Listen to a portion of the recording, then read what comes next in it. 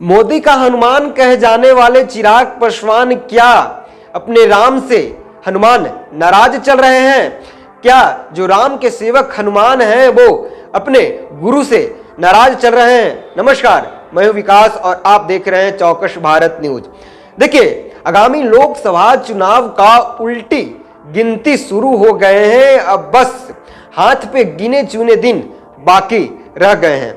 खबर यह भी है कि मिड अप्रैल से लोकसभा चुनाव स्टार्ट हो जाएगी, लेकिन बीजेपी की ओर से 2 दिन पूर्व दिल्ली में 195 उम्मीदवारों के नाम का सूची को घोषित कर दिया जाता है। लेकिन बिहार की अगर बात करें तो बिहार में एक भी उम्मीदवार का नाम नहीं आया है। क्या जब से एनडीए के साथी नीतीश कुमार बने हैं, क्या बिहार एनडीए में सब कुछ सही नहीं है?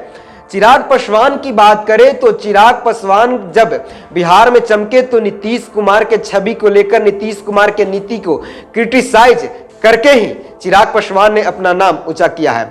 अगर पीछे की बात की जाए तो 2020 बिहार विधानसभा चुनाव में अगर नीतीश कुमार की पार्टी जेडीयू तीसरे नंबर पे गई तो वो लोग चिराग पासवान को श्रेय देते हैं और अक्सर मीडिया में चिराग पासवान इस बात की साबित करते हैं।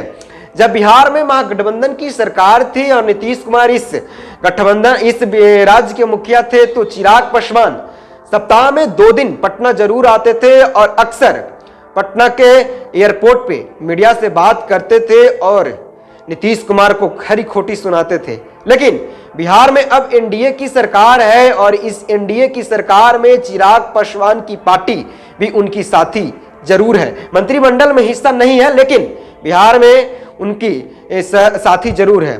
देखिए, कहा जा रहा है, सूत्रों से खबर यह है, चाहे जितने भी जो राजनीतिक जो विशेषज्ञ हैं वो कह रहे हैं कि चिराग पासवान एनडीए से नाराज चल रहे हैं। 2 मार्च को औरंगाबाद और बेगूसराय में नरेंद्र मोदी का सभा होता है और अक्सर देखा जाता था कि जहां मोदी का सभा होता था तो उनके दूत यानी कि चिराग पासवान जो हनुमान खुद को बताते हैं वो जरूर रहते थे। लेकिन दोनों सभा में चिराग पासवान गायब थे। क्या चिराग पासवान को मान लिया जाए कि वो अपना पैर एनडीए से खींच लेंगे? जब बिहार में एनडीए की सरकार बनी थी तो चिराग पासवान को लेकर खबर थी कि वो अपने छोटे भाई यानी कि तेजस्वी यादव को साथ जाएंगे और बिहार की राजनीति में कुछ अलग करेंगे। लेकिन देखा गया था कि जिस दिन शपथ ग्रहण समारोह था तो जेपी नड्डा के साथ चिराग पासवान आए थे और नीतीश कुमार का पैर भी छुए थे। लेकिन जिस तरह से अगर 2 दिन से बिहार की राजनीति में जो गर्माहट देखा जा रहा है, चिराग पासवान और उपेंद्र कुशवाहा को लेकर कुछ सही नहीं है। उपेंद्र कुशवाहा को लेकर खबर यह भी है कि वो 3 सीट पे दावेदारी ठोक रहे हैं, क्योंकि 2014 में उनको 3 सीट दिया गया था और तीनों सीटों पर उनकी विजय प्राप्त हुई थी। वही चिराग पासवान की बात की जाए तो चिराग पासवान अपने हाजीपुर सीट पे अड़े हुए हैं, लेकिन वो भी अपने दावेदारी पे से पीछे नहीं हट रहे हैं।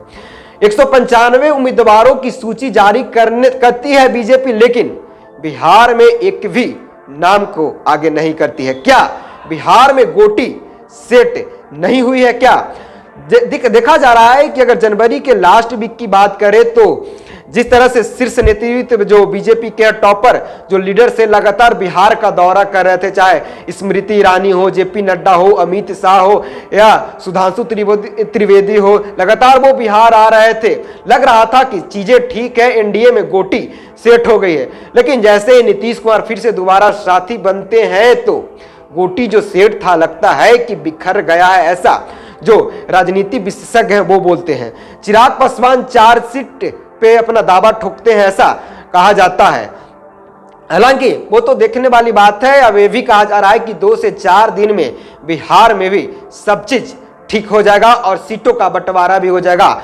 जैसे ही अगर जिस तरह से उत्तर प्रदेश वाला फॉर्मूला बिहार में अगर लागू किया जाता है तो उपेंद्र कुशवाहा, जीतनराम मांझी और चिराग पासवान और चिराग पासवान के चाचा पशुपति पारस टिक पाएंगे या एनडीए से अपना पैर वापस खींचेंगे?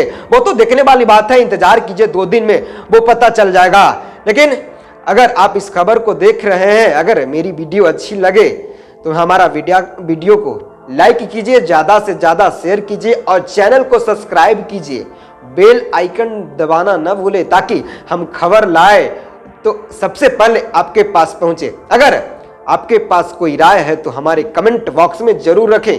फिलहाल इस खबर में इतना ही। इसी तरह के तमाम खबर को देखने के लिए देखते रहिए चौकस भारत न्यूज। धन्यवाद।